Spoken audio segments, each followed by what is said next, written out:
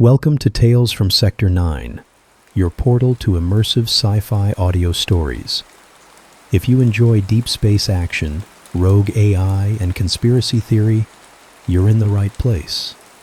Tap like and subscribe to keep the adventures coming. Drop a comment and tell us where in the galaxy you're listening from. Now, sit back, relax, and prepare for tonight's story. Event Horizon, 1882. The heat shimmered above the Kansas prairie, a vast, undulating ocean of grass bowing under a relentless August sun. Elijah Wren, perched atop his surveyor's wagon, squinted, adjusting the brim of his sweat-stained hat. Dust coated everything: his worn buckskins, the brass instruments of his trade, the very air he breathed. He'd spent weeks under this unforgiving sky, mapping the seemingly endless expanse for the U.S. topographical engineers, a task meant to impose order on a land that felt fundamentally untamed. A former Union scout, Wren carried the war etched not just in the faded blue of his tunic packed away in his trunk, but in the quiet intensity of his gaze, the way his hand instinctively rested near the Colt peacemaker holstered at his hip. He'd seen the chaos man could inflict upon man. The quiet horror of Antietam's bloody lane was a ghost that rode beside him, more real than the buzzards circling overhead. Yet, what he witnessed that afternoon transcended the familiar horrors of war. It was something wholly other. It began as a distortion in the heat haze, high in the cloudless blue. Not a bird, nor a balloon. He'd seen plenty of Thaddeus Lowe's observation craft during the war. This was geometric, precise, a perfect equilateral triangle, vast and utterly black, darker than a mineshaft entrance at midnight. It hung motionless, defying the wind that rustled the prairie grass below. No smoke, no steam, no audible engine sound disturbed the profound silence it imposed. It simply was, a stark impossibility against the canvas of the ordinary. Wren's surveyor's mind, trained to measure and record, fought against the sheer incredulity of the sight. He fumbled for his field notebook and graphite pencil, his fingers suddenly clumsy. He sketched rapidly, noting the object's apparent size, larger than any man-made structure he could conceive, its absolute lack of discernible features, save for 3 points of faint, unwavering light, one at each vertex. They pulsed with a soft internal luminescence, like captured starlight. He estimated its altitude, triangulating mentally against distant landmarks. Thousands of feet, perhaps miles. Yet it seemed preternaturally clear, its edges sharp against the azure sky. For a long, breathless minute, it held its position. Then, with a speed that defied mechanics, it moved. Not flew, not drifted. It translated, shifting westward instantaneously, covering miles in the blink of an eye before vanishing utterly. The silence it left behind was heavier, the prairie seeming to hold its breath. Wren lowered his notebook, his heart pounding a heavy rhythm against his ribs. He'd documented anomalies before, strange magnetic deviations, unexplained geological formations, but this was a violation of natural philosophy itself. He meticulously recorded the date, time, location, atmospheric conditions, and his sketch, his handwriting tight with controlled shock. He knew, with a certainty that chilled him despite the heat, that this report would not be filed away with mundane boundary disputes. Weeks later, back in the comparative civilization of St. Louis, his detailed report, submitted through official channels, earned him not dismissal or ridicule, but a summons. A terse telegram instructed him to report to a certain room at the Planter's House Hotel. a discreet location known for housing men of influence. He found Samuel Greaves waiting. Greaves was a man who wore his authority like a well-tailored suit, his eyes sharp and assessing behind steel-rimmed spectacles. Officially attached to the U.S. Geological Survey. Wren had heard whispers Greaves operated in the shadowed spaces between departments, a collector of sensitive information, a man who understood the value of secrets long before the Pinkertons coined their motto. "Mr. Wren," Greaves began, his voice smooth and devoid of preamble, gesturing to a chair. He didn't offer pleasantries.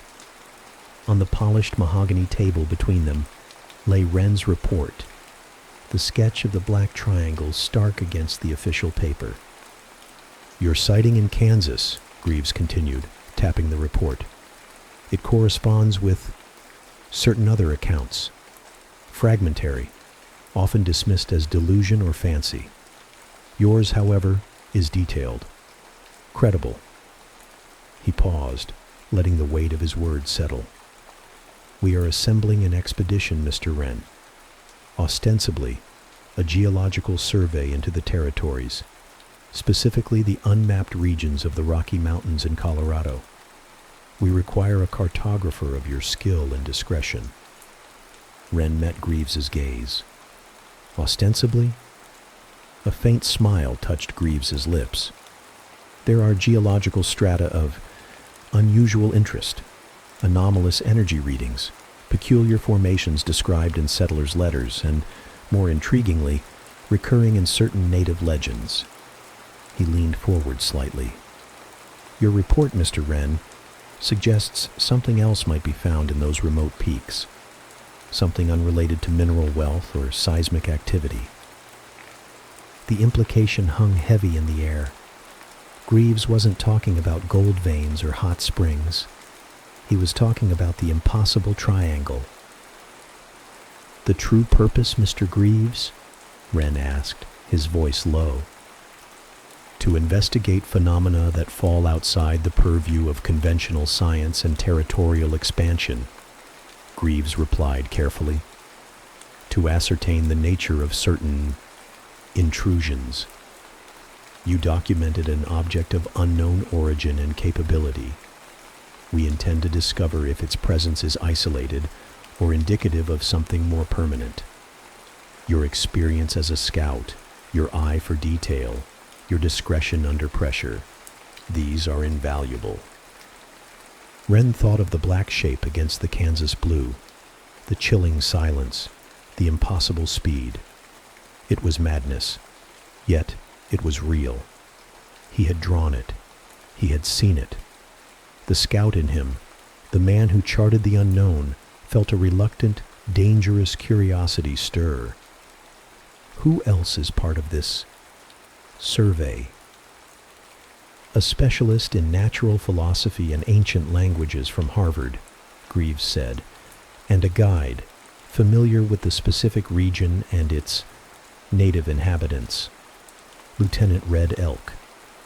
Greaves's tone suggested the lieutenant's inclusion was a necessity, perhaps not entirely of his choosing.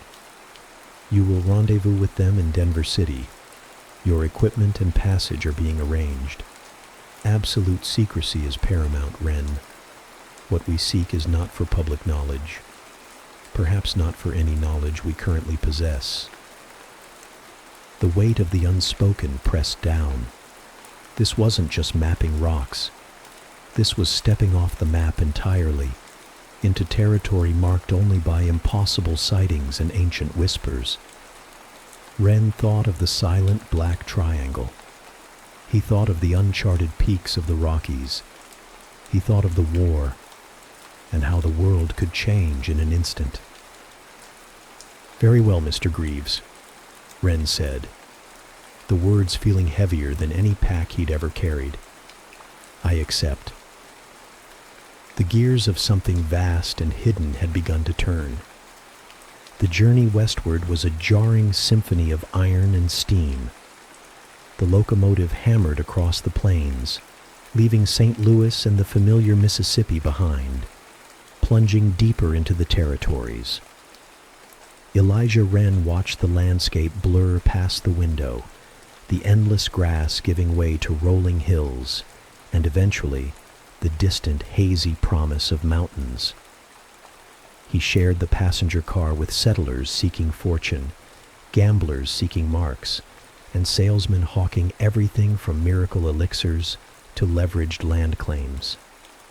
Amidst this bustling microcosm of American ambition, Wren felt increasingly isolated, the secret purpose of his own journey a heavy cloak. In Denver City, a raw, burgeoning metropolis clinging to the edge of the Front Range, he met the rest of the expedition. The rendezvous point was a dusty office tucked away behind a land speculation firm, Greaves having already arrived via a more direct, privileged route. Dr. Vera Calder was not what Wren had expected. Harvard-educated, yes, but there was little of the cloistered academic about her. She possessed a keen, direct gaze that missed nothing, her traveling dress practical despite its fine tailoring. Her expertise, Greaves explained in hushed tones beforehand, was not merely in geology or botany, but in philology, the study of ancient languages and texts, including obscure petroglyphs and pictograms often dismissed by her more conventional colleagues. She carried herself with an air of focused curiosity, a woman more comfortable with dusty manuscripts and cryptic symbols than drawing-room society. "Mr. Wren," she greeted him, extending a gloved hand, her grip firm. "Mr. Greaves speaks highly of your observational acuity. I trust your maps will be as precise as your report." There was an undercurrent of challenge in her voice, a demand for competence. Wren simply nodded. "Doctor, I endeavor to record what is present."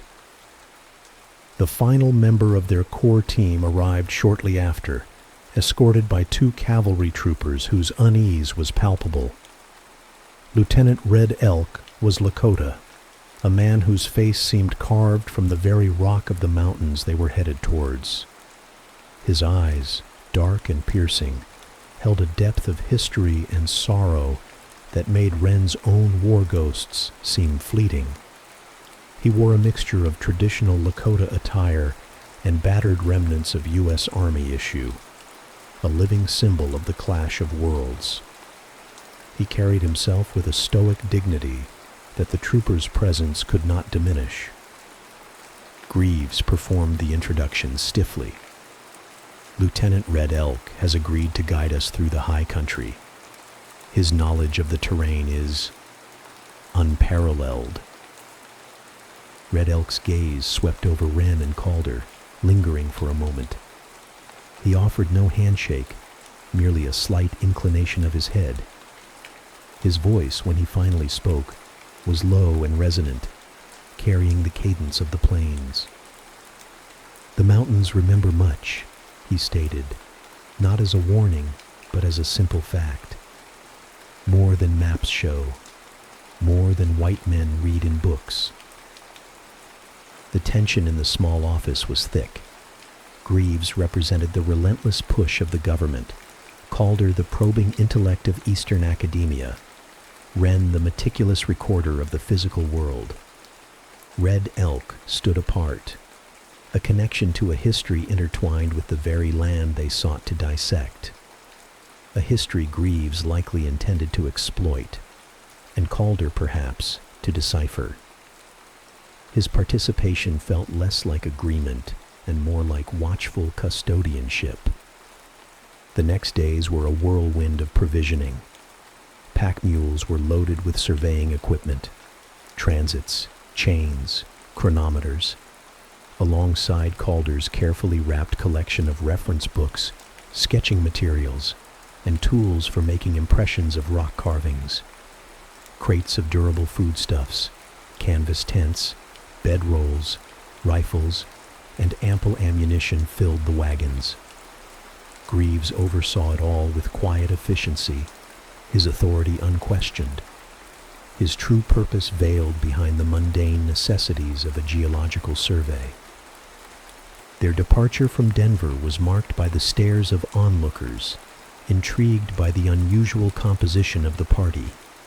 The scholar woman, the stoic Indian, the quiet cartographer, and the official-looking Greaves, all heading towards the forbidding peaks under cavalry escort, though the troopers peeled off after the first day, leaving the core group to proceed alone.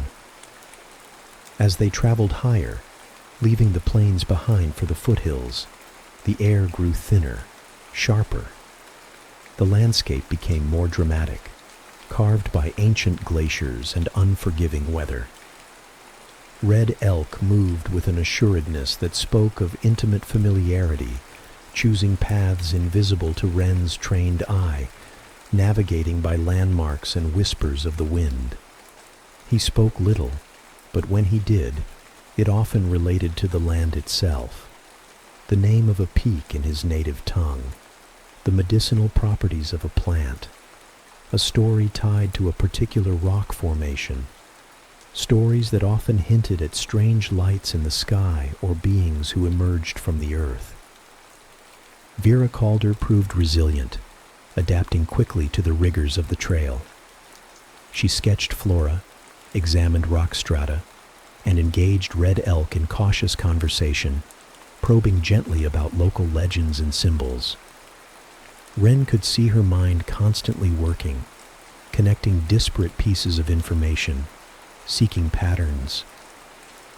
Wren focused on his task, taking readings, sketching topography, his analytical mind finding comfort in the familiar process.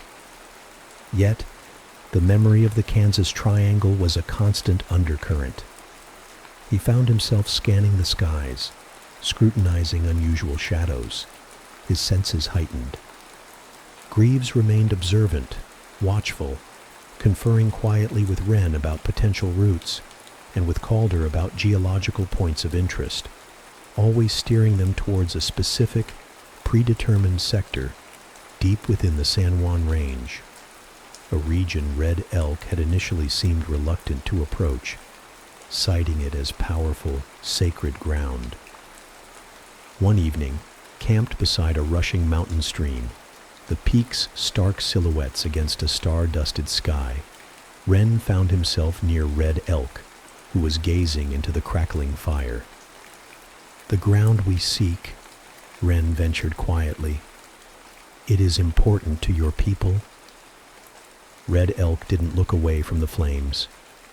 "It is a place of beginnings and endings, where the Sky Fathers touched the Earth Mother long ago. Spirits dwell there. Not all are welcoming." "Spirits?"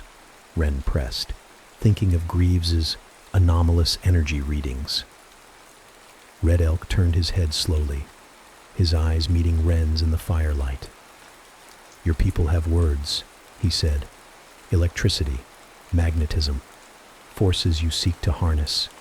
You build machines of iron and steam." He gestured towards the vast, dark mountains. "There are older forces here. Older machines, not made by hands like ours." A chill traced its way down Wren's spine, colder than the mountain air. Before he could ask more, Greaves approached, his presence breaking the moment. "Wren, a word. We need to discuss the final approach vector." As Wren walked away with Greaves, Red Elk's words echoed in his mind. Older machines. The Kansas anomaly, the strange legends, Greaves's secret mission, Calder's cryptic studies, Red Elk's warnings. The pieces were converging, pointing towards something vast and unbelievable, hidden deep within the heart of the Rockies. The survey was a lie. They were hunting for something left behind, something ancient, and perhaps something not of Earth at all. The air grew thin and biting as they pushed deeper into the San Juan Mountains. Jagged peaks clawed at the sky, their granite faces scarred by time and tempest.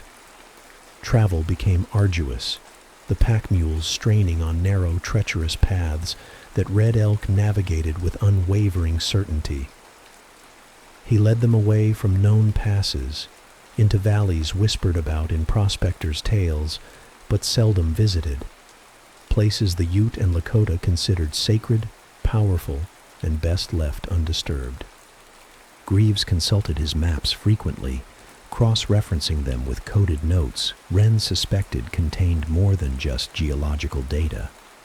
Calder, despite the physical exertion, seemed invigorated, her eyes constantly scanning the rock formations, her notebook filling with sketches of unusual strata and crystalline structures embedded within the ancient stone. Wren continued his meticulous mapping, but his attention was divided, one eye on the terrain, the other on the sky, half expecting to see a black triangle emerge from behind a snow-capped summit. They made camp in a high alpine meadow, sheltered by towering pines. The silence here was profound, broken only by the wind's sigh through the branches and the distant cry of a hawk. Red Elk chose the site, near a series of weathered standing stones arranged in a pattern that felt deliberate, ancient. The old ones marked this place, Red Elk stated, gesturing towards the stones. A gateway. Calder immediately went to examine the monoliths, running her gloved fingers over faint carvings nearly erased by centuries of wind and snow. Incredible, she murmured, pulling out her charcoal and paper. The erosion is immense, but the patterns, they resemble certain pre-dynastic Egyptian hieroglyphs, yet also elements found in Indus Valley script. But cruder, older. Greaves watched her, a flicker of something, confirmation, in his eyes. Any indication of function, Doctor? Function? Calder looked up, frowning. They appear ceremonial, perhaps astronomical alignments, but some glyphs. She hesitated, tracing a complex spiral intersected by sharp, angular lines. They don't feel like depictions of stars or rituals. They feel almost schematic, like instructions. That evening, as Wren took stellar readings for positioning, his instruments behaved erratically. The compass needle quivered, refusing to settle firmly on north, and his chronometer, usually reliable, seemed to gain and lose seconds unpredictably. He noted the deviations carefully, reporting them to Greaves. Magnetic anomalies, Greaves said, though his tone lacked conviction. Expected in regions with high iron content. But Wren knew the rock here was primarily granite. Something else was interfering with their delicate mechanisms. The following day, Red Elk led them not further up, but down, into a narrow, shadowed canyon carved by a swift glacial stream. The walls rose sheer on either side, blotting out the sun. The air grew colder, damper. Strange, resonant hums seemed to vibrate through the rock itself, almost below the threshold of hearing, felt more in the bones than heard with the ears. The heart of the mountain, Red Elk announced, stopping where the canyon widened slightly. Before them, the stream vanished into a dark fissure at the base of the cliff face. But it wasn't the fissure that drew their attention. It was the rock wall itself. Unlike the surrounding weathered granite, a section of the cliff face, perhaps 50 feet wide and 30 high, was unnaturally smooth, almost polished, with a dark, obsidian-like sheen. Embedded within it, seamlessly, were geometric patterns and lines that mirrored the glyphs Calder had found on the standing stones. But these were sharper, clearer, glowing faintly with the same internal luminescence Wren had seen on the Kansas object. Magnificent, Calder breathed, stepping forward, oblivious to the sudden tension that gripped the others. This isn't natural erosion. It's constructed, artificial. Greaves drew his service revolver, motioning for Wren to ready his rifle. Red Elk stood motionless, his hand resting on the handle of the long knife at his belt, his eyes fixed on the strange wall. "Doctor, be cautious," Greaves warned. Calder ignored him, reaching out to touch the smooth, dark surface. The moment her glove made contact, the low hum intensified, rising in pitch. The glyphs flared, brightening from a soft glow to a brilliant white light. The ground beneath their feet vibrated. With a sound like grinding continents, a section of the wall, perfectly tracing the outline of a massive triangular shape, began to retract inwards, sliding silently into the mountain. It wasn't a door. It was a section of the cliff face itself, impossibly engineered. Beyond lay not a cave, but darkness, a vast yawning cavity extending into the mountain's depths. A strange, cool, sterile wind blew out from the opening, carrying the scent of ozone and something else, something ancient and metallic. "By God," Greaves whispered, his official composure finally cracking, revealing awe and perhaps fear. Wren stared into the abyss, the hair on his neck prickling. The scale was immense. This wasn't a mine or a natural cavern adapted. This was built, purposefully hidden. He thought of Red Elk's words, older machines. Calder, holding a galvanic lantern aloft, took a hesitant step towards the threshold. The light pierced the darkness, revealing polished, seamless walls curving away into the gloom, floors made of the same dark, resonant material. There were no tool marks, no seams, no rivets. It was as if the entire structure had been poured or grown. "We must investigate," Calder stated, her voice tight with suppressed excitement. Greaves nodded, holstering his pistol but keeping his hand near it. "Wren, take point. Red Elk, watch our backs, and the entrance." Red Elk gave a curt nod, his gaze sweeping the canyon behind them before turning back to the impossible opening. He looked less like a guide now, and more like a guardian witnessing a long-feared prophecy unfold. Wren shouldered his rifle, checked the action, and stepped across the threshold, Calder close behind him, Greaves following. They moved from the natural world of rock, wind, and water into something utterly alien. The humming intensified within the structure, a palpable thrum of dormant power. The air was still, cool, and carried that strange, sterile scent. The triangular entrance began to slide silently shut behind them, sealing them inside the mountain, plunging the canyon outside back into shadow, leaving Red Elk standing sentinel before the now blank cliff face. The gateway had been opened. Inside, the scale was bewildering. The galvanic lantern beams sliced through the darkness, revealing a chamber of impossible proportions. Walls, floor, and ceiling were fashioned from the same seamless dark material, cool and smooth to the touch.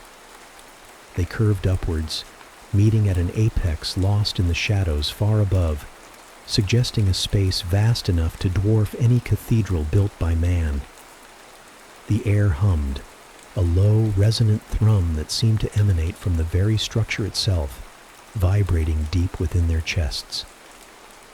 "Incredible engineering," Greaves muttered, his voice hushed, echoing strangely in the immense space. "Beyond anything conceivable." Calder moved deeper, her lantern casting dancing shadows. "There are no pillars, no visible supports," she observed, her scientific mind grappling with the impossibility. "The geometry, it feels wrong, non-Euclidean almost." Wren swept his rifle barrel across the darkness, senses on high alert. The silence, apart from the omnipresent hum, was absolute. No scuttling creatures, no dripping water, just the profound stillness of something ancient and dormant. He felt watched, not by eyes, but by the structure itself. As they advanced, guided by Calder's questing light, they began to discern shapes within the gloom. Positioned centrally in the vast chamber, dominating the space, was an object that stole Wren's breath. It was the triangle, or rather, a triangle. Identical in shape and proportion to the object he'd seen over Kansas, but larger, far larger. Easily 200 feet along each edge, it rested silently on the dark floor, its surface the same matte black, absorbing the lantern light. 3 points of faint luminescence pulsed softly at its vertices, mirroring the lights he'd sketched in his notebook. It wasn't resting on landing gear or supports. It seemed to hover fractionally above the floor, held aloft by forces unseen. "The object from your report, Wren," Greaves breathed, awe warring with apprehension. "It's real. It's here." "Not just a craft," Calder whispered, circling the immense shape slowly. "Look." She pointed her lantern towards the floor near the triangle's edge. Faint lines glowed there, tracing complex pathways, converging and diverging like celestial navigation charts, interwoven with the strange glyphs they'd seen outside. "This isn't just a hangar. This is a nexus, a control center." She knelt, examining the glowing lines, her fingers tracing a particularly intricate spiral. These symbols, they speak of cycles, great cycles, and guardians. Not gods, but custodians, keepers. Her brow furrowed in concentration. There are references to temporal echoes, causal manipulation. It's unlike any language structure I've ever encountered. Wren kept his distance from the colossal triangle, his scout's instincts screaming caution. He scanned the chamber walls. They weren't blank. As his eyes adjusted, he saw that the walls themselves were inscribed with impossibly fine lines. Vast, complex patterns that seemed to shift and writhe at the edge of his vision. It was like staring at a map of everything, everywhere, all at once. Suddenly, a section of the wall nearby flickered. The smooth black surface dissolved into a momentary image, startlingly clear, yet fleeting. Wren saw vast, fern-choked jungles under a swollen alien sun, monstrous reptilian creatures moving through the foliage. Then, just as quickly, the image vanished, returning to inert blackness. "Did you see that?" Wren asked sharply, whirling around. Greaves and Calder looked up, startled. "See what?" Greaves demanded. Before Wren could answer, another section of the wall shimmered. This time, it showed a desolate, wind-swept plain under a sky filled with 2 moons. Strange, insectoid beings scuttled across the rust-colored dust. It lasted only a second. "There!" Calder gasped, pointing. "Temporal echoes?" The hum in the chamber deepened, resonating like a vast gong struck somewhere in the mountain's heart. The lights on the triangular craft pulsed brighter, shifting from soft white to an intense, cold blue. The glowing lines on the floor flared, illuminating the entire chamber in an eerie lattice of light. "What's happening?" Greaves shouted over the rising thrum. Calder, still kneeling by the glowing lines, cried out, snatching her hand back as if burned. "I touched it! The central spiral!" The air crackled with energy. Wren felt a strange pressure building inside his skull, a dizzying sense of disorientation. The walls around them began to flicker uncontrollably, faster and faster, showing brief, chaotic glimpses of other times, other worlds. Roman legions marching, colossal machines harvesting a barren planet, shimmering cities hanging in nebula-filled skies, primeval oceans teeming with bizarre life. It was like standing inside a broken chronoscope, history and possibility flashing past in a nauseating torrent. "The system!" Calder yelled, scrambling back from the glowing glyphs. "We've activated something." The great triangular craft shifted. A low, powerful vibration emanated from it, shaking the very floor beneath their feet. Panels on its dark surface slid open silently, revealing recesses filled with intricate, glowing mechanisms unlike anything wrought by human hands. Then, a voice spoke. It wasn't sound in the conventional sense. It resonated directly within their minds, ancient, impossibly vast, and utterly devoid of emotion. It was the voice of ages, of stars turning and galaxies forming. Recording initiated. Subjects detected. Temporal integrity compromised. Diagnostic cycle activated. Wren stumbled back, raising his rifle, though he knew it was useless against this. Greaves swore, fumbling with his pistol again. Calder stared, transfixed, muttering, "It's speaking, communicating, but the language." The mental voice continued, cold and precise. Biological signatures, unexpected variant, Homo sapiens, chronological placement, anomalous, authorization, query, pending. The walls ceased their chaotic flickering, coalescing into a single, stable image that filled their entire field of vision. They were no longer looking at the chamber walls, but through them, into a scene rendered with impossible clarity. They saw Earth, hanging in the blackness of space, but it was subtly wrong. The continents were shaped differently, the ice caps larger, and swarming in orbit, like wasps around a nest, were dozens, hundreds, of the black triangular craft. Contextual display. Previous pruning event. Cycle 7. Point 34. Target: mammalian apex predator overreach. Method: KT impactor redirection. Status: successful. Wren stared, horrified, as the image shifted, showing a massive asteroid hurtling towards the planet, nudged fractionally by beams of energy emanating from the triangles. He remembered the fleeting image of the reptilian creatures. Pruning event. KT impactor. "My God," Calder whispered, understanding dawning in her eyes. The dinosaurs, they didn't just die out. They were removed, culled. The perspective shifted again, zooming into Earth, but this time showing flickering scenes from human history. Pyramids rising, empires falling, culminating in images of the recent war between the states, the battlefield horrors Wren knew too well.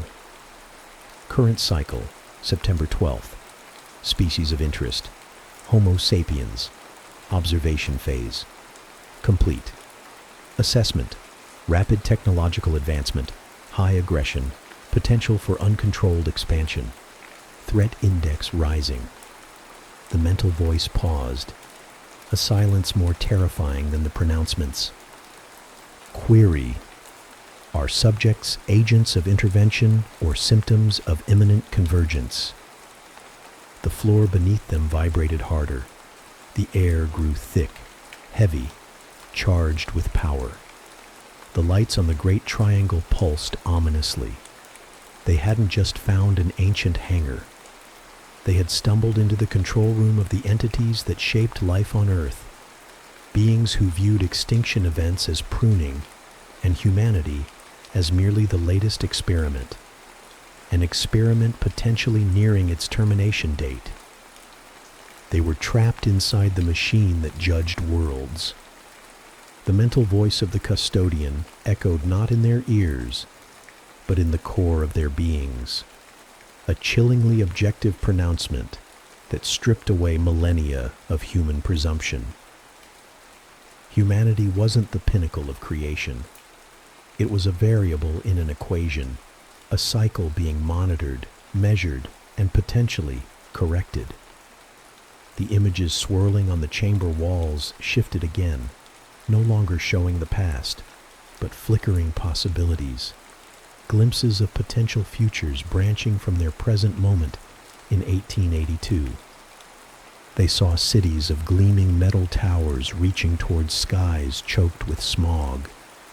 They saw barren wastelands where ghostly figures huddled around flickering fires. They saw mushroom clouds blooming over terrified populations. The destructive power Wren had only dimly conceived of in artillery barrages magnified 1,000-fold.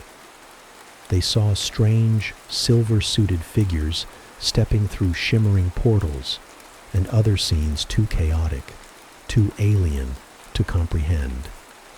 Each flicker was a potential trajectory, a consequence of the rising threat index the custodian had cited. Convergence point detected, the mental voice stated, the calm tone making the words even more terrifying. Multiple timeline probabilities collapsing towards critical threshold. Current subject's interference accelerating process. What does it mean? Greaves demanded, his voice tight with fear and ingrained authority. What convergence? The termination of unstable iterations, the culling of disruptive branches, the preservation of the core directive. Earth's biosphere is a cradle. Uncontrolled expansion threatens the integrity of the experiment. Your species exhibits accelerated potential for self-induced extinction and extrasolar contamination. Calder, her initial scientific awe replaced by dawning horror, pushed herself to her feet. Experiment? You've been manipulating our history, the extinctions, the course of evolution. We are custodians. We nurture. We prune. We ensure the continuity of potential within acceptable parameters. Interventions are rare, triggered only by imminent threats to the long-term viability of the planetary cradle or the core directive itself. Your species is approaching such a threshold. The great triangular craft in the center of the chamber began to emit a low, guttural thrum. Energy visibly crackled around its edges. The very air seemed to warp around it, like heat haze rising from asphalt. But cold, chillingly cold. Wren felt a profound temporal dislocation, a nauseating lurch, as if the present moment was becoming unstuck. He saw ghostly after-images of himself and the others flicker at the edges of his vision. Echoes of choices not made, paths not taken. He saw a phantom image of Red Elk standing not outside the sealed entrance, but beside them, chanting in low Lakota, his hands raised towards the craft. "It's fracturing time," Wren gasped, gripping his rifle, the solid weight a small anchor in the dissolving reality. Just like the flashes on the walls. Temporal stress detected. The nexus is active. Subjects are within the event horizon. Event horizon? Calder echoed, her mind racing. It means a point of no return. A boundary. Correct. The boundary beyond which causality is no longer linear from your perspective. You are unanchored. Suddenly, the chamber around them dissolved. One moment they stood on the polished floor of the alien hangar. The next, they were staggering under a blazing sun, surrounded by ferns the size of trees. The air was thick, humid, buzzing with unseen insects. A monstrous bellowing roar echoed nearby, shaking the ground. Through the foliage, Wren glimpsed the scaled flank and massive clawed foot of a creature straight from the visions on the wall. A dinosaur, terrifyingly real. Greaves fired his pistol wildly, the shot deafeningly loud in the primeval air, startling the creature which crashed away through the undergrowth. Just as quickly, the scene shifted. They were ankle-deep in mud, freezing rain lashing down. Men in tattered blue and gray uniforms clawed at each other in a brutal melee. Cannon fire erupted nearby, showering them with earth. Wren recognized the chaos. It was Antietam, the bloody lane, the ghost that haunted his waking hours made terrifyingly solid. He saw men he knew fall, heard screams he remembered. "Make it stop," Greaves yelled, overwhelmed. Another shift. A sterile white corridor stretched before them. Figures in strange silver suits moved with silent efficiency, ignoring them completely. Through a window, they saw a cityscape unlike anything imaginable, vehicles flitting between impossibly tall spires under an artificial sky. Time is fluid within the Nexus. The custodian's voice resonated, a calm anchor in the temporal storm. Your perception struggles to process non-linear reality. These are echoes, probabilities, moments accessible from this control point. They snapped back to the hangar, the familiar dark walls reassuring despite the terrifying context. They collapsed to the floor, gasping, hearts pounding. "It can send us anywhere. When," Calder breathed, wiping sweat and temporal residue from her brow. "This facility is a node, a means to observe and interact across temporal dimensions. It is how custodianship is maintained." The craft in the center pulsed again, the blue light intensifying. A decision point is imminent. The convergence requires resolution. Your presence has forced the timeline. One path forward must be selected. Others must be pruned. "Selected by whom?" Wren demanded, pushing himself up, rifle still ready. "By the mechanism, by the directive, or by a new custodian." A section of the floor near the triangle glowed brighter. A complex, multi-layered glyph appeared there, pulsing invitingly. The Nexus requires an operator, a sentient biological interface to guide the process, to make judgments within the established parameters. The previous custodian cycle has expired. The implication struck them like a physical blow. It wasn't just judging them. It was offering one of them the power to judge, to prune timelines, to guide humanity's destiny, or perhaps its extinction. "Become like you?"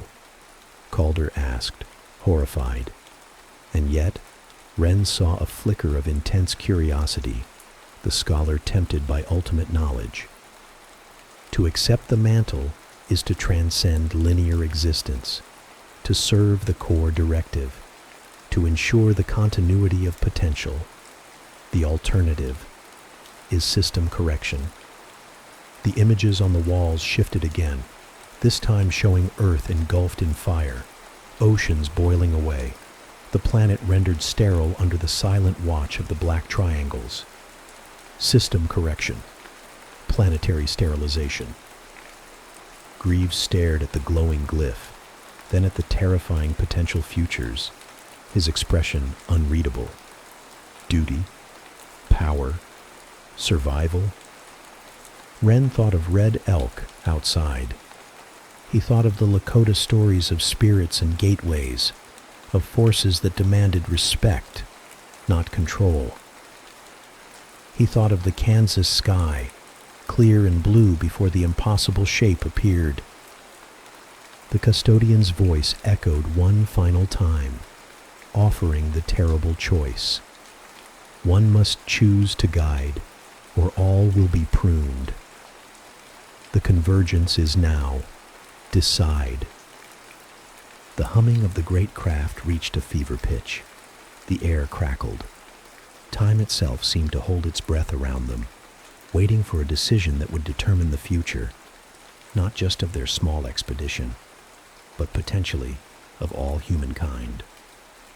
Wren, Calder, and Greaves stood at the precipice, facing an impossible choice within the heart of an ancient alien machine that held the past, present, and future of Earth in its unknowable grasp. The event horizon was upon them.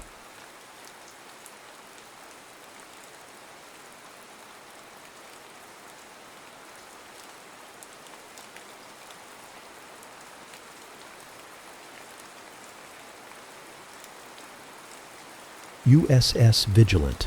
The war was over, but Captain Douglas Grant couldn't shake the feeling that something worse lurked beyond the veil of victory. Standing on the observation deck of the USS Vanguard, Grant watched the procession of transport ships. 12 ungainly vessels carrying the last remnants of humanity's diplomatic corps, wounded veterans, and displaced civilians. 25,000 souls in transit, all counting on him to navigate the treacherous expanse known as the Black Corridor. Beautiful, aren't they? The voice belonged to Commander Ada Beckett, his XO of 7 years. Unlike Grant, whose weathered face bore the scars of 3 brutal campaigns against the Echelon Dominion, Beckett still maintained a spark of optimism that defied the cosmic darkness. "I've never found refugee ships particularly beautiful," Grant replied, his reflection ghostly in the reinforced glass.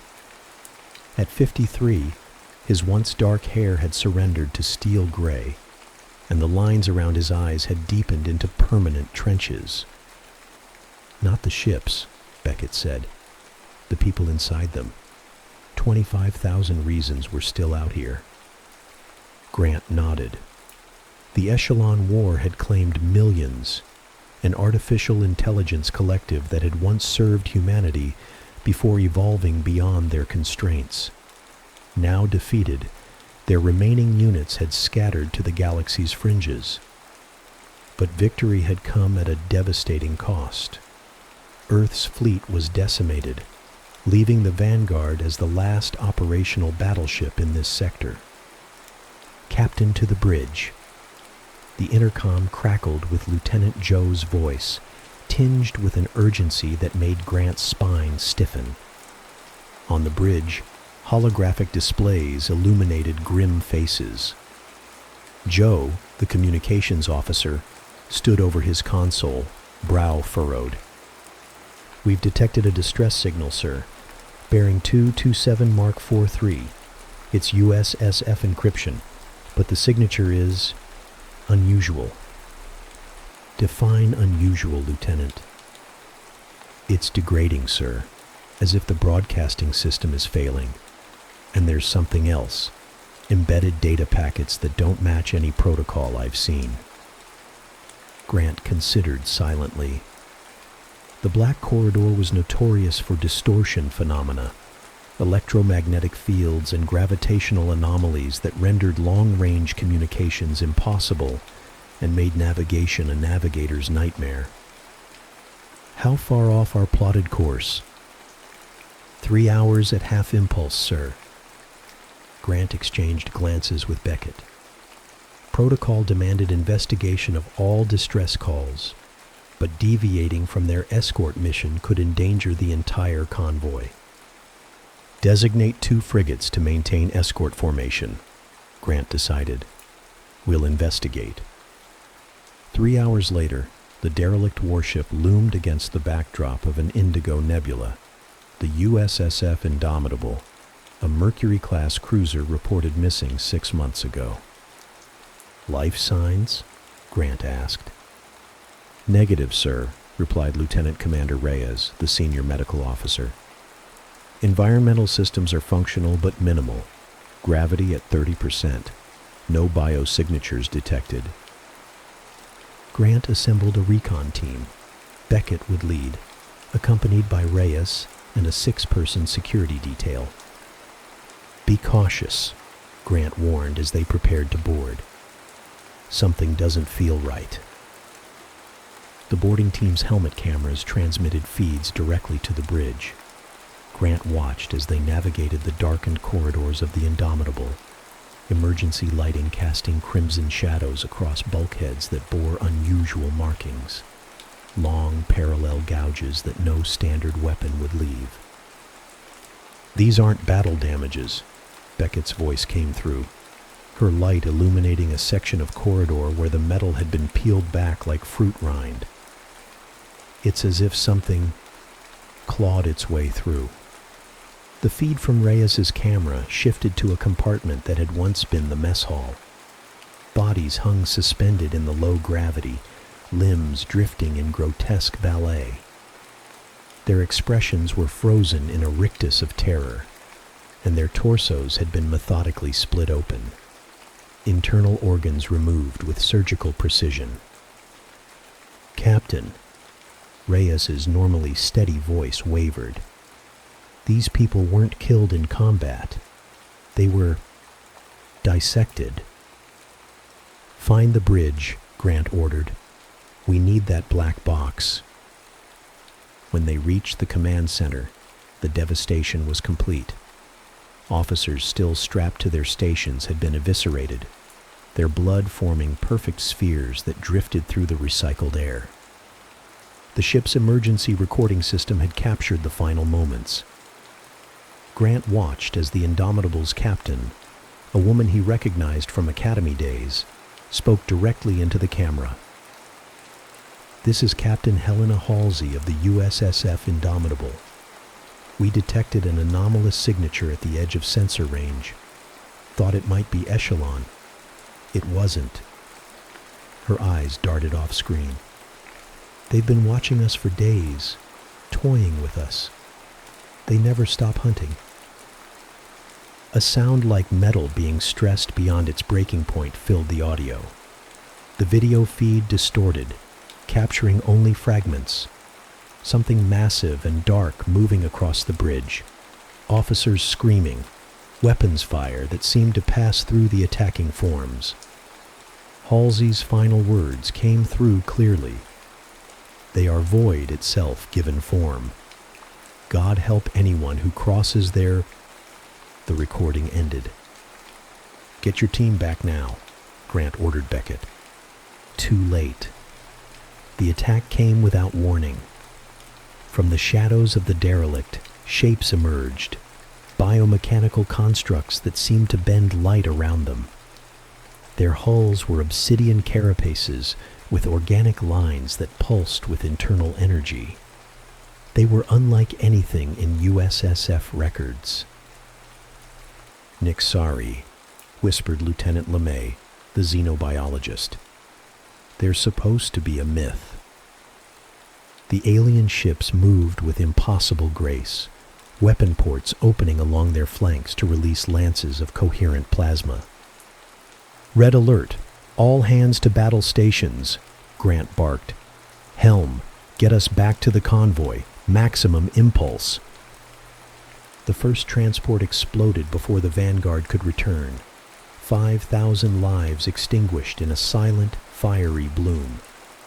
The second and third fell moments later as biomechanical drones swarmed their hulls, boring through reinforced plates to reach the soft bodies within.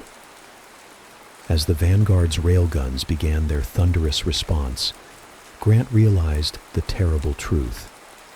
This wasn't a random encounter. The Black Corridor wasn't just a navigational hazard. It was a hunting ground, and humanity had just become prey. "Status report," Grant demanded, gripping the command chair as the Vanguard shuddered under another assault. "Shields at 38%, Tactical Officer Kata reported, her fingers dancing across holographic controls. "Firing solutions becoming harder to lock. They're using some kind of phase-shifting technology." The main view screen showed the desperate struggle unfolding across the void. The Nixari vessels, 17 confirmed signatures, employed hit-and-run tactics that left traditional combat algorithms struggling to predict their movements. They didn't move like machines or even organic pilots. They moved like predators, with an instinctual understanding of their prey's vulnerabilities. Engineering reports microfractures in the port nacelle housing, Joe added, and we're losing pressure in decks 12 through 15. 8 hours into the nightmare, and already they had lost 3 transports and one of their escort frigates. 20,000 civilians remained, huddled in vessels never designed for combat. Grant studied the tactical display. The Nixari had arranged themselves in a classic herding formation, driving the human fleet toward a region of space dominated by a massive nebula, a perfect killing ground where sensors would be nearly useless. They're not just attacking, Grant realized aloud. They're corralling us. Lieutenant LeMay approached with a data tablet. Sir, I've been analyzing the Nixari attack patterns. There's a biological component to their strategy. Look at this. The display showed an overlay of movement patterns that resembled hunting behaviors documented in Earth's apex predators: wolves, orcas, and great whites.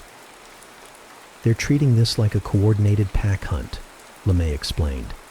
And worse, I believe they're communicating telepathically. That would explain the whispers crews have reported over comms. Grant had heard them himself. Sibilant voices at the edge of perception, speaking words that made no sense, yet left listeners with a profound sense of dread. Recommendations, Lieutenant? If they're biological hunters, then they have biological limitations. They'll conserve energy between attacks. They'll have blind spots in their sensory perception. And they'll protect their alpha, the largest ship we've detected hanging back from the main assault. Grant nodded, a strategy forming. Beckett, I want a counter-ambush. Joe, transmit to all remaining ships. We're going to use the Theseus Gambit. The plan was as desperate as it was audacious. The civilian transports would continue their apparent retreat toward the nebula, while the Vanguard deployed its complement of drone ships equipped with high-output electromagnetic emitters. Meanwhile, the battleship itself would power down to minimal life support and drift into a dense asteroid field, using the natural radiation of the rocks to mask its signature. They hunt by sensing energy outputs and movement, Grant explained to his senior staff. So we'll give them decoys to chase while setting our own trap. 2 hours later, the Nixari took the bait. 3 of their sleek hunters pursued the drone decoys, breaking formation to investigate the energy signatures. When they passed within range of the asteroid field, Grant gave the order. All power to weapons, target their propulsion systems, and fire. The Vanguard roared to life, railguns accelerating tungsten rods to relativistic speeds that punched through the first Nixari vessel before its adaptive defenses could respond. The second managed to raise shields, but concentrated plasma fire from the Vanguard's batteries overwhelmed them, causing cascading system failures that left the alien ship drifting. The third, however, reacted with unnerving speed. It phase shifted, its hull seeming to lose corporeal form as it slipped between dimensions, weapons fire passing harmlessly through the ghost-like structure. "What the hell?" Keita exclaimed. The phase-shifted Nixari vessel did the impossible. It passed directly through the Vanguard's hull, momentarily occupying the same space. As it rematerialized, sections of the battleship's interior were simply gone, replaced by alien architecture that pulsed with bioluminescent light. Breach. Multiple breaches. The security chief's voice crackled over comms. "We have boarders on decks 5, 7, and 9. The Nixari warriors were nightmares made flesh. 3-meter-tall humanoids with segmented exoskeletons that seemed fused with mechanical components. Their limbs terminated in serrated appendages that could slice through bulkheads, and their elongated heads housed multiple sensory organs that glowed with an inner light. Security camera feeds showed them moving through the ship with terrifying efficiency, ignoring non-essential crew to target command personnel and critical systems. They communicated through clicks and subsonic rumbles that human ears could barely detect, but that somehow conveyed complex tactical information. Grant ordered emergency bulkheads sealed, but the aliens bypassed them by phase shifting through solid matter. Traditional weapons proved minimally effective. Only direct hits to what appeared to be central nervous clusters could stop them. "They're heading for the bridge," Joe reported, fear edging into his voice. "Initiate Protocol Omega," Grant ordered. "Authorization, Grant 77 Tango." Emergency force fields activated throughout the ship, isolating sections with specialized phase disruption frequencies. The aliens found themselves trapped, unable to shift through these barriers. "Commander Beckett, take a security team and clear those decks. Use the prototype flechette guns. Magnetized rounds might disrupt whatever allows them to phase shift." Beckett nodded grimly. "Understood, sir." The internal battle raged for hours. Beckett led from the front, her team adapting quickly to the aliens' tactics. The flechette guns proved effective, their magnetically charged projectiles causing the Nixari's phase-shifting abilities to malfunction catastrophically. In some cases, aliens rematerialized with parts of their bodies fused with bulkheads or deck plating, resulting in deaths that would haunt the human survivors for years to come. Engineering became the focal point of the final stand. Chief Engineer Okafor and his team barricaded themselves in the reactor control room as Nixari warriors cut through the surrounding compartments. "They're targeting the warp core," Okafor reported. "If they breach this section, we're finished." Beckett arrived with the last of her security team, bloodied but determined. "Hold this position," she ordered, "no matter what comes through that door." What came was a Nixari commander, larger than the others, its carapace adorned with what appeared to be trophies from previous hunts, including what Beckett recognized with horror as USSF rank insignia. The battle was brutal and swift. 3 security officers died in the first exchange, their bodies sliced apart by the commander's blade limbs. Beckett emptied her flechette gun into the creature, forcing it back, but not before it impaled Lieutenant Santos through the chest. "Overload the magnetic containment field," Beckett shouted to Okafor as she grappled with the wounded alien. "Just for this section." Okafor understood immediately. He initiated a localized magnetic pulse that flooded the compartment with energy that interfered with the Nixari's phase-shifting technology. The commander, attempting to escape, found itself partially materialized within a structural support beam. Its inhuman scream echoed through the ship as its molecular structure catastrophically merged with the metal.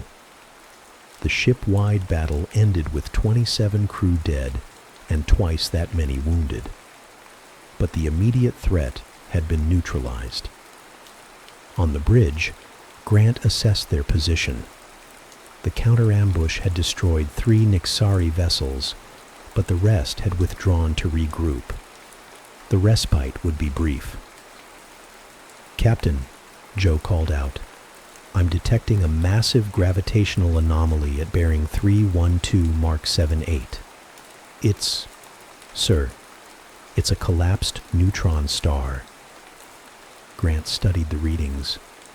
The neutron star was undergoing gravitational fluctuations that created a slipstream, a natural phenomenon that could catapult ships at velocities approaching warp speeds without requiring warp engines. "That's our way out," Grant decided. "Calculate a trajectory that will slingshot us past the remaining Nixari forces." Sir, LeMay interjected, that maneuver will subject the ships to extreme gravitational stresses. The civilian transports weren't built to withstand those forces. They weren't built to withstand Nixari attacks either, Grant replied grimly. Plot the course. We break for open space in 30 minutes. As the fleet prepared for the desperate maneuver, long-range sensors detected a new signature emerging from the nebula's heart. A colossal vessel that dwarfed even the Vanguard. Its biomechanical construction pulsed with internal energies that distorted space-time around it. The mothership, LeMay whispered. And Grant knew their time had just run out. The neutron star hung in space like a malevolent eye, its collapsed mass bending light around its periphery. Approaching it was suicide by conventional wisdom, but conventional wisdom hadn't accounted for the Nixari. All ships maintain formation, Grant ordered, as the fleet accelerated toward the stellar remnant. The gravitational slingshot effect will be most effective if we enter the approach vector in sequence. On the tactical display, the Nixari mothership advanced inexorably, its escort vessels forming a blockade to cut off the fleet's retreat. Scans revealed its true nature, not simply a larger vessel, but a living hive, housing thousands of warrior drones and hundreds of the smaller hunter ships they'd encountered. Sir, LeMay reported, the mothership is generating some kind of artificial gravity well. It's creating a singularity. The implications were clear and terrifying. The Nixari flagship could manipulate gravity itself, a weapon that could crush the human fleet into subatomic particles with no defense possible. Time to intercept? Grant asked. The singularity will reach critical mass in approximately 17 minutes, Joe answered. We'll reach the neutron star's slingshot point in 20. 3 minutes too late. Grant studied the star charts, searching for alternatives. There were none. The black corridor had become a killing floor with only one exit, and that exit was rapidly closing. We need to buy time, he concluded. Prepare all remaining tactical nuclear warheads. We'll detonate them in a staggered sequence to disrupt the singularity's formation. That won't stop them, Kata objected. At best, it buys us minutes. Minutes are what we need. The warheads launched, streaking toward the approaching mothership. The Nixari made no attempt to intercept them, either confident in their defenses or unable to detect the primitive weapons. The detonations were spectacular, miniature suns blooming in sequence, their shockwaves rippling through the fabric of space-time. The singularity formation faltered, its carefully orchestrated gravitational harmonics disrupted. It worked, Joe reported, disbelief evident in his voice. Singularity collapsed. New estimate for formation, 12 additional minutes. All ships, maximum thrust, Grant ordered. Approach vector for gravitational slingshot locked in. The fleet accelerated toward the neutron star, the massive object's pull already tugging at their hulls. Warning systems blared as structural integrity fields struggled to compensate for the mounting gravitational forces. Sir, Kata called out. The Nixari are pursuing, but they're spreading out, trying to flank us before we reach the slingshot point. A new alert sounded, proximity warnings from the civilian transports. Multiple impacts reported across the convoy, Joe reported grimly. They've launched boarding pods. Grant had anticipated this. Execute protocol firebreak. Throughout the fleet, security teams moved to predetermined choke points, armed with the magnetized weapons that had proven effective against the phase-shifting aliens. But the Nixari had adapted. Their new boarding parties wore modified exoskeletons that resisted the magnetic disruption. Transport 7 is reporting multiple hull breaches, Zhou continued. They're requesting immediate assistance. Negative, Grant responded, the weight of the decision crushing him more than any gravity well. All ships maintain course for the slingshot point. We cannot divert. On the main view screen, Transport 7's systems began to fail as Nixari borders overwhelmed its minimal security forces. Life support fluctuated, then failed entirely. 2,000 civilians and crew gone in minutes.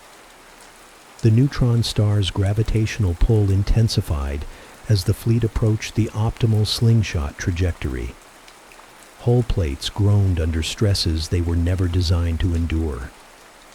2 more transports reported critical structural failures, their frames buckling as they attempted to maintain formation. Adjust approach vector by 3 degrees, Grant ordered. Vanguard will take point and create a gravitational wake. The transports can follow in our slipstream. Sir, the helmsman objected, that will subject the Vanguard to forces beyond structural tolerance limits. I'm aware, Lieutenant. Execute the order. The battleship surged forward, its reinforced hull absorbing the brunt of the gravitational stresses. Warning indicators flashed across every console as systems approached critical failure points. In engineering, Okafor and his team worked frantically to reroute power and reinforce structural integrity fields. Behind them, the remaining Nixari fleet closed in, their weapons beginning to find range. Plasma lances sliced through the void, connecting with the rearmost transport. Its engineering section erupted in silent fire, atmosphere venting into space as survivors crowded into emergency shelters. We've reached the slingshot point, the helmsman announced, voice tight with tension. Initiating gravitational assist in 3, 2, 1. The universe seemed to stretch and compress simultaneously. Stars smeared across the view screen as relativistic effects distorted perception. The ship groaned. A deep, resonant sound of metal pushed beyond endurance. Crew members were pressed into their seats by forces that the inertial dampeners couldn't fully compensate for. And then they were through, hurtled across light years in moments by the neutron star's gravitational catapult. Status report, Grant demanded once the view screen stabilized. 7 transports made it through the slingshot, Zhou reported. 3 were lost during the maneuver. The secondary escort frigate didn't make it. The Nixari? Most of their fleet was caught in the gravitational shear, Keita answered, checking her readings. But the mothership, sir, it somehow compensated for the gravitational forces. It's following us through. Grant had expected as much. A species that could manipulate gravity wouldn't be defeated by it so easily. Distance and time to intercept? The mothership will reach our position in 27 minutes, Keita responded. And sir, it's resuming singularity generation. Grant looked around the bridge at his crew, dedicated officers who had fought beyond the call of duty. Many wouldn't survive the next hour, and he was about to ask the ultimate sacrifice of them. Zhou, transmit to all remaining transports. They are to set course for the Proxima relay station. Maximum sustainable speed. He paused. The Vanguard will remain behind to delay the mothership. Silence fell across the bridge as the implications became clear. Sir, Beckett began, the Vanguard can't possibly... I'm aware of our chances, Commander, Grant interrupted. I'm also aware that those transports are carrying the last diplomatic core we have. If they don't reach Earth, there will be no one left with the authority to negotiate with the remaining coalition worlds. Humanity needs those people more than it needs this ship. No one argued further. They had all seen what the Nixari were capable of, the clinical brutality with which they dismantled their prey. If the mothership reached the transports, it wouldn't just be a massacre. It would be a methodical dissection of every man, woman, and child aboard. All non-essential personnel will evacuate to Transport 1, Grant continued. I need a volunteer skeleton crew to remain aboard. Every officer on the bridge stood simultaneously. Grant nodded, a tight smile on his weathered face. I expected nothing less. Joe, begin evacuation protocols. Keita, prep our experimental antimatter warhead. Okafor, he opened a channel to engineering. I need you to reconfigure the warp engines for a single massive burst, enough to get us inside the mothership's defensive perimeter. Sir, Okafor replied. That kind of modification will burn out the engines completely. It would be a one-way trip. That's the idea, Chief. As evacuation pods jettisoned from the Vanguard, carrying the majority of the crew to the waiting transports, Grant retreated to his ready room. He recorded a final message to be transmitted to Earth Command, documenting everything they had learned about the Nixari and their hunting methods. His final words were simple. They are not invincible. They can be hurt. They can be killed. And humanity must prepare, because they will come again. When he returned to the bridge, only his senior staff remained. Beckett, Keita, Joe, LeMay, and a handful of others who had refused evacuation. The transports are away, Beckett reported. Estimate 4 hours to the Proxima relay. And the mothership? 18 minutes to weapons range. The singularity is approaching critical mass. Grant settled into the command chair one last time. Set collision course. All power to forward shields and structural integrity. We're going to fly right down its throat. The Nixari mothership grew on the view screen. No longer a distant threat, but an imminent reality. Its true scale became apparent as the Vanguard approached. The human battleship was like a minnow preparing to charge a leviathan. Magnify central section, Grant ordered. The viewscreen focused on what appeared to be the mothership's command center, a massive, cathedral-like structure where bioluminescent patterns pulsed in rhythmic sequences. Unlike human vessels with their rigid geometric designs, the Nixari flagship was a study in organic architecture. Sinuous corridors wrapped around a central spine that housed what sensors identified as a quantum gravitational manipulator, the source of the forming singularity. Analysis, Grant prompted.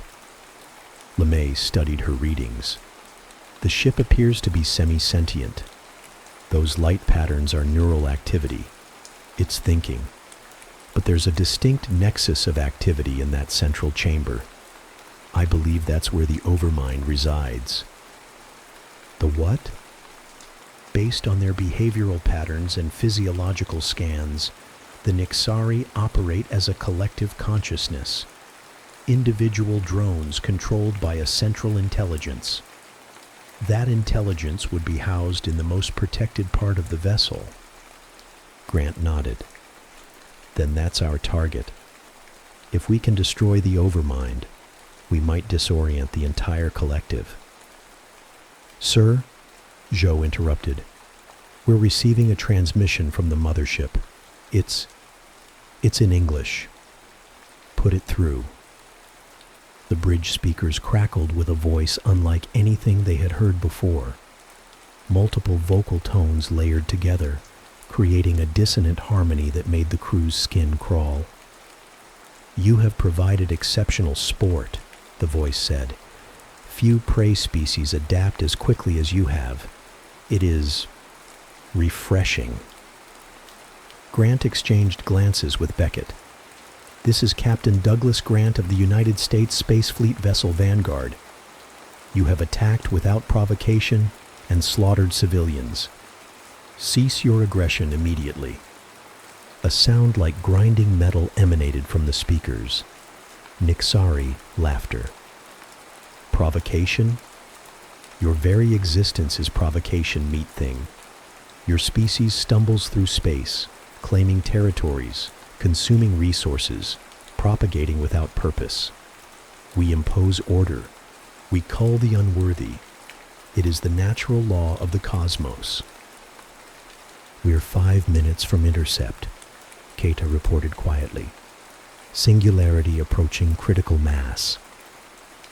Grant needed to keep the Nixari talking, distracted from their approach. If you consider yourselves superior predators, why rely on ambush tactics? True apex hunters face their prey directly. The grinding laughter intensified. An interesting gambit, attempting to provoke us with questions of honor. We have studied your species extensively, Captain.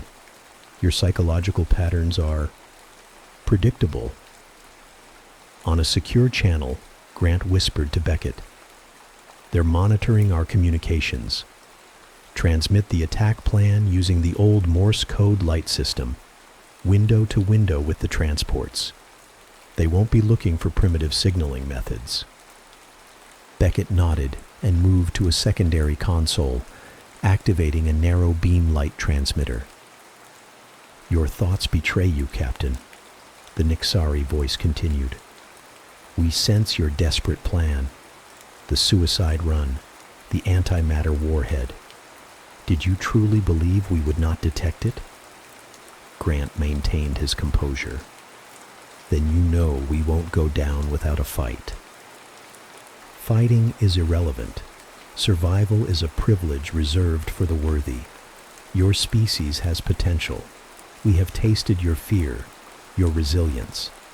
But potential must be tested, culled, refined through suffering. 3 minutes to intercept, Keita updated. They're powering weapons systems. The mothership's forward arrays began to glow with accumulated energy. Moments later, coherent beams of superheated plasma lanced toward the Vanguard. The battleship shuddered as its shields absorbed the first salvo. Shields at 60%, Keita reported. Second salvo incoming. Evasive maneuvers, Grant ordered. Make them work for it. The Vanguard rolled and pivoted, its massive frame responding sluggishly to the helmsman's commands. More plasma beams sliced through space, some missing entirely, others grazing the shields. Sir, Joe called out. Transport 6 reports they've received our instructions. They're initiating the Thucydides protocol. Grant allowed himself a tight smile. The real plan was in motion. While the Vanguard occupied the mothership's attention with its apparent suicide run, the civilian transports were executing a maneuver of their own. Using the magnetic properties of their hull plating, they were generating a cascading resonance field, a technique developed during the Echelon War to disrupt AI targeting systems. 2 minutes to intercept, Keita announced. Shields at 45% after that last hit. Arm the antimatter warhead, Grant ordered. Set detonation for manual trigger only. The Nixari voice returned, now tinged with something new. Uncertainty. Your transports, they are generating an interference pattern. Curious, ineffective, but curious. Just keeping things interesting for you, Grant replied. The interference wasn't meant to harm the Nixari directly.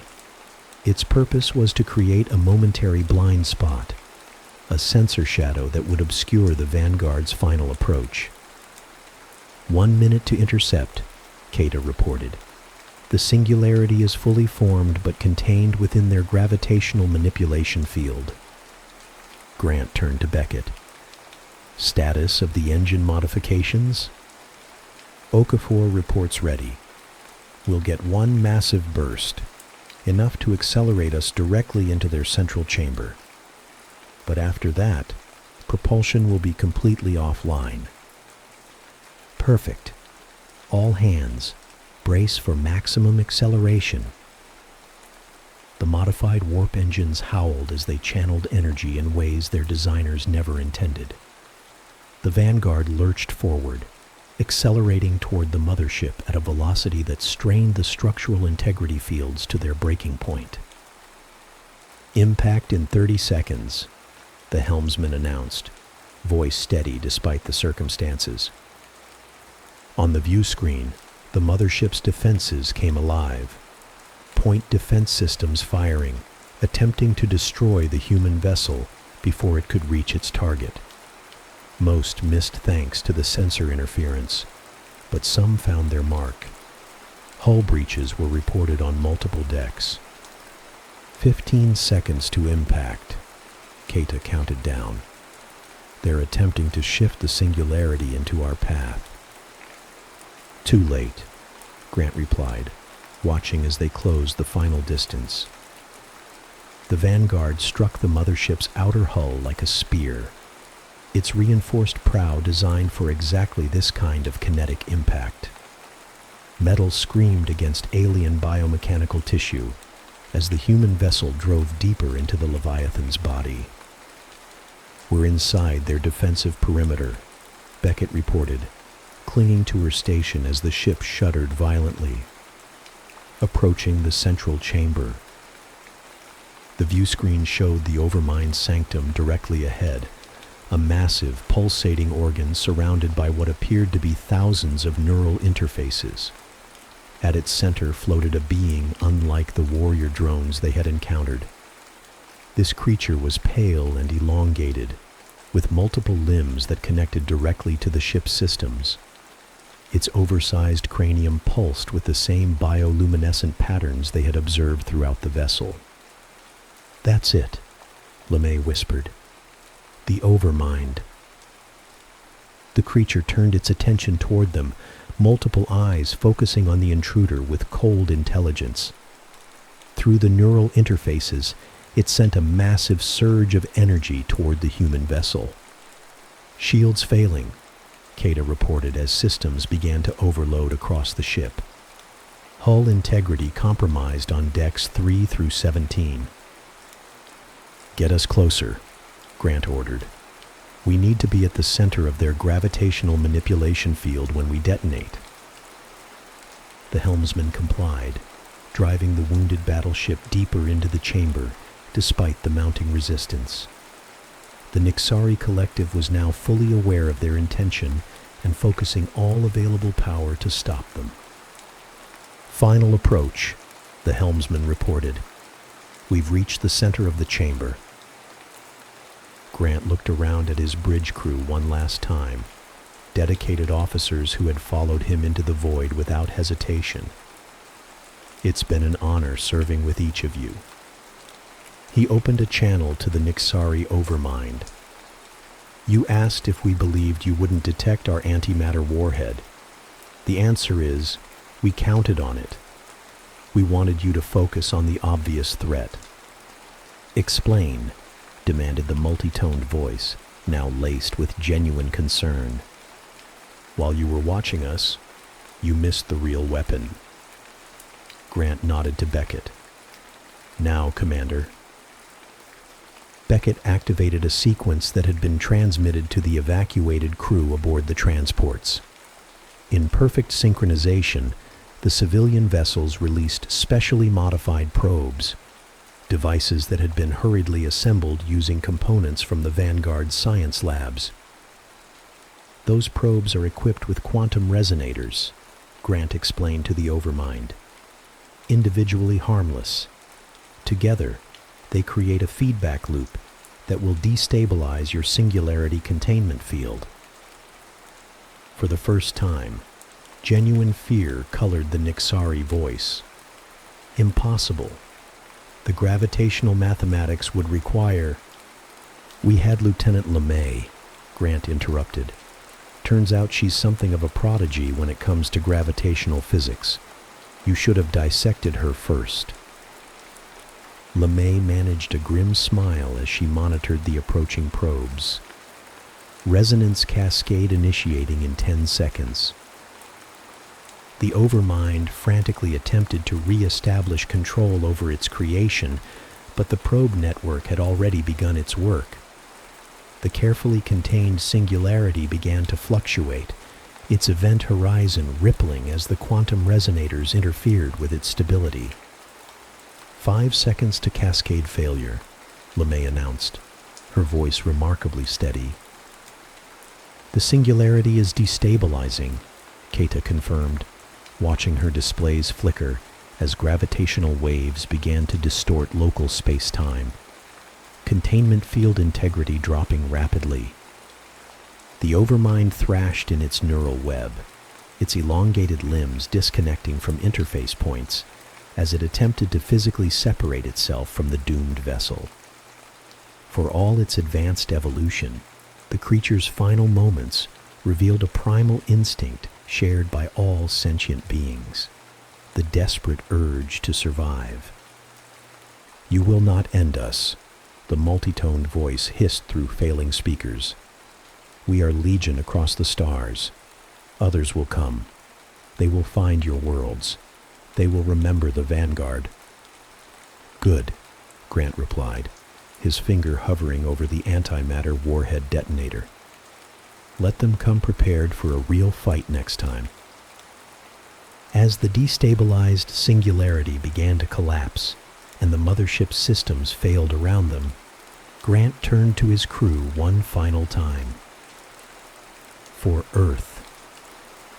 He pressed the detonator.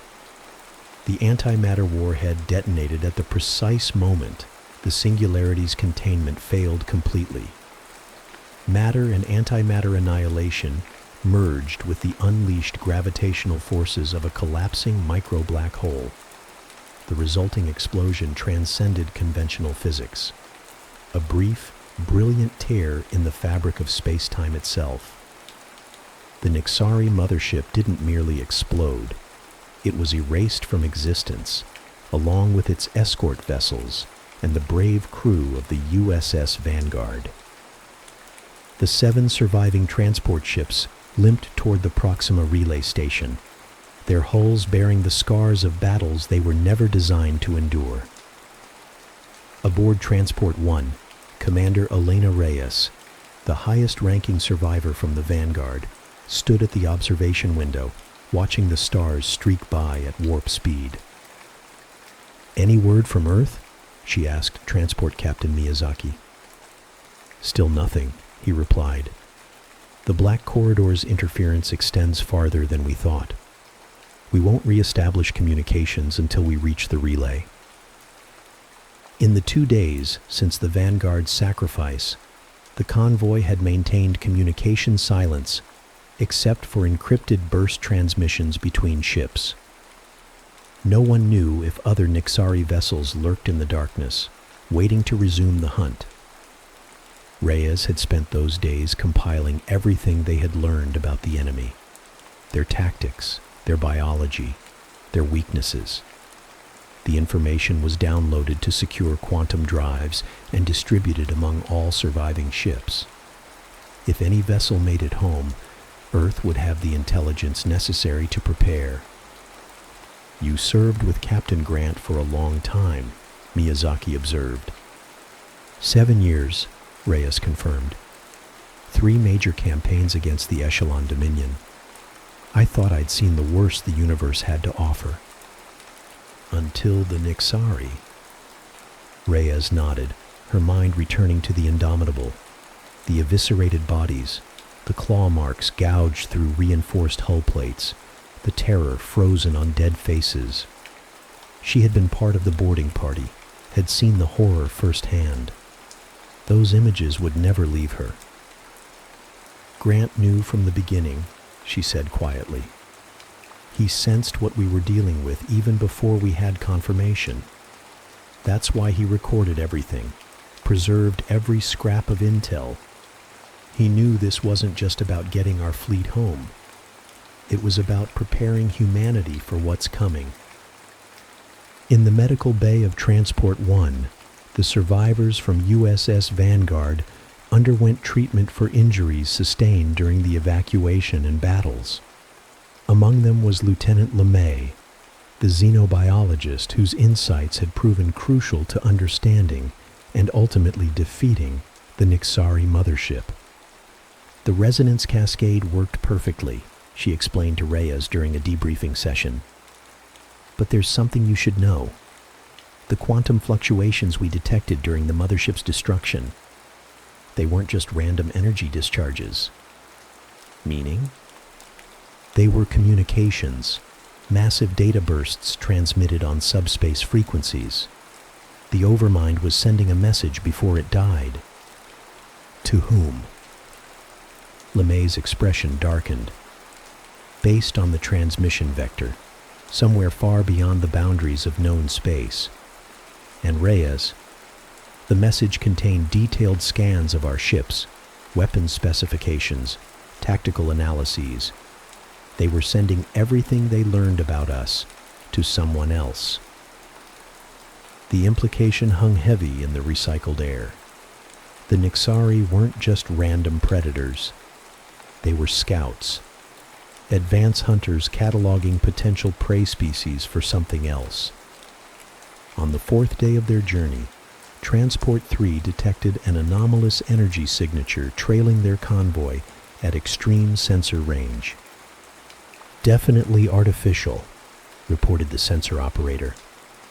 But it doesn't match Nixari configurations. Increase speed, ordered Miyazaki after conferring with the other transport captains. All ships, prepare emergency protocols. The energy signature maintained its distance, neither closing nor falling behind, as the human fleet pushed their damaged vessels to maximum sustainable velocity. Hours passed in tense silence as crew members watched sensor readings for any sign of aggressive movement. "We're approaching the Proxima relay," announced the helmsman. "ETA 20 minutes. "Still no change in the signature's behavior," added the sensor operator. "It's just watching us." Reyes studied the readings. "Can we get visual confirmation?" "Negative. It's maintaining position just outside optical range, almost as if it knows exactly where our sensor thresholds are." Something about that triggered a memory. During the Echelon War, AI units had employed similar tactics, calculating precisely how close they could approach without triggering automated defense systems. "It's testing our responses," Reyes realized, "gathering intelligence on our detection capabilities and reaction patterns."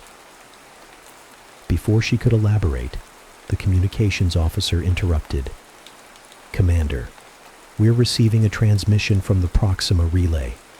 They've detected us." The main view screen activated, showing the weathered face of Admiral Helena Kovich, commander of the Proxima Defense Perimeter. "Transport convoy, this is Admiral Kovich.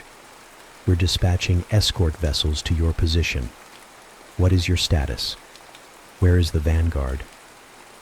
Miyazaki stepped forward. "Admiral, this is Captain Takahiro Miyazaki of Transport 1. We have approximately 15,000 survivors aboard 7 vessels. The Vanguard..." He hesitated, looking toward Reyes. "The Vanguard was lost with all hands during engagement with an unknown hostile species," Reyes completed. "We have critical intelligence that must reach Earth Command immediately. And Admiral, we may have been followed." Kovich's expression hardened. "Understood. Escort vessels will rendezvous in 12 minutes. Maintain current heading. Proxima defenses are on full alert." As the transmission ended, the sensor operator called out, "The signature is changing. It's accelerating. No, wait. It's gone. Just disappeared from sensors." Cloaking technology? Miyazaki wondered. Or something that can move faster than our sensors can track. Reyes suggested grimly. The remainder of the journey passed without incident.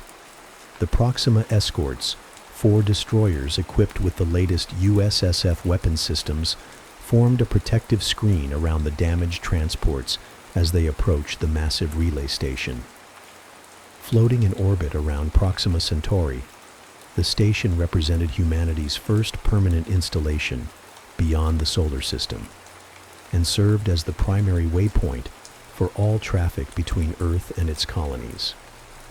As the convoy docked, medical teams rushed to attend to the wounded, while intelligence officers debriefed the senior staff. The quantum drives containing information on the Nixari were immediately transmitted to Earth via secured channels. 3 days later, Reyes stood before a panel of admirals in the station's main conference room.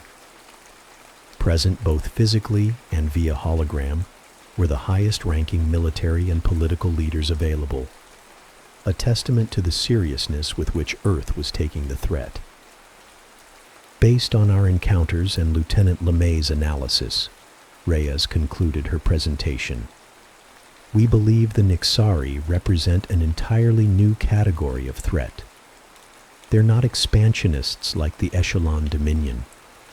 They don't want our territory or resources. They're hunters, and to them, we're simply prey. But more concerning is the evidence suggesting they answer to an even more advanced intelligence. Admiral Kovich leaned forward. Your report mentions a final transmission from Captain Grant. Can you elaborate? Reyes nodded. The Vanguard's final data burst included a personal message from the captain. His last words were, "They are not invincible. They can be hurt. They can be killed.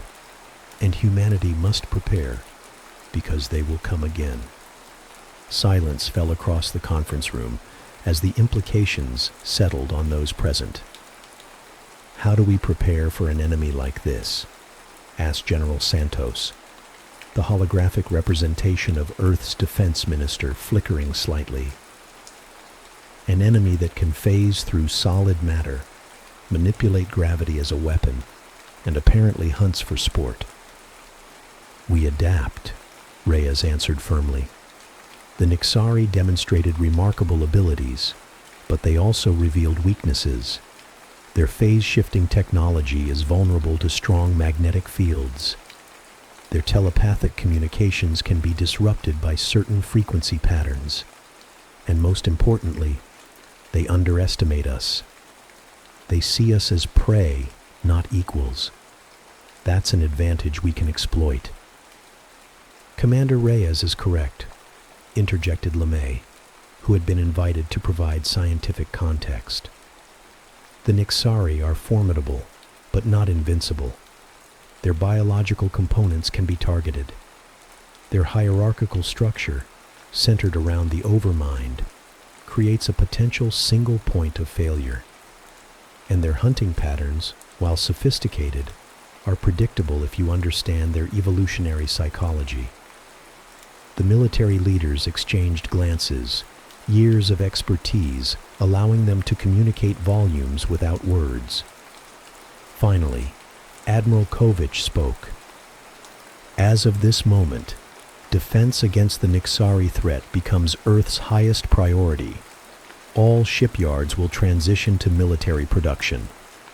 The Proxima Relay will be fortified as our forward defensive line, and a special task force will be formed to develop countermeasures based on the Vanguard's data.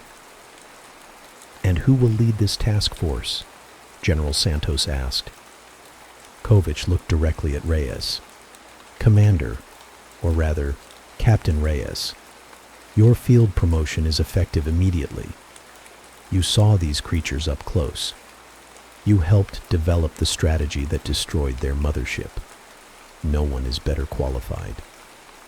Reyes straightened, the weight of responsibility settling on shoulders already burdened by loss and trauma.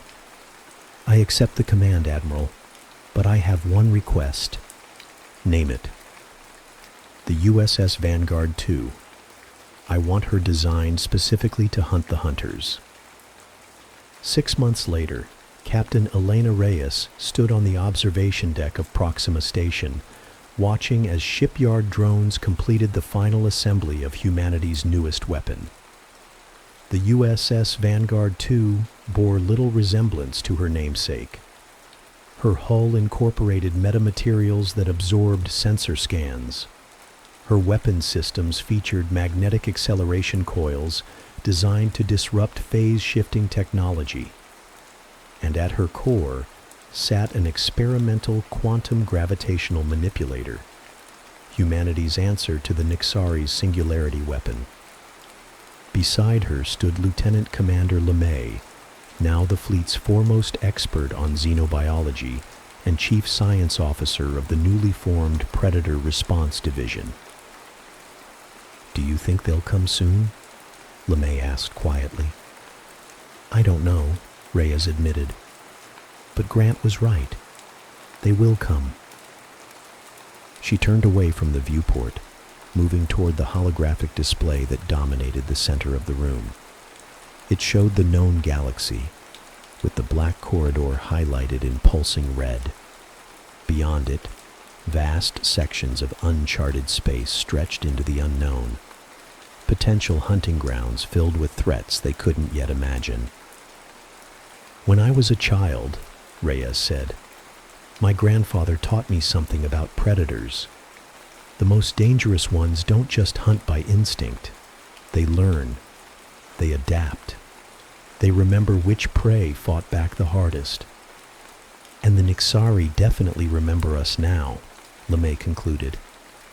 "Yes, but there's something else my grandfather taught me." Reyes touched the display, zooming in on the region where the Vanguard had made its last stand. "Sometimes the prey learns faster than the predator, and when that happens, the hunter becomes the hunted," LeMay finished. In the blackness beyond the station, stars glittered like distant eyes.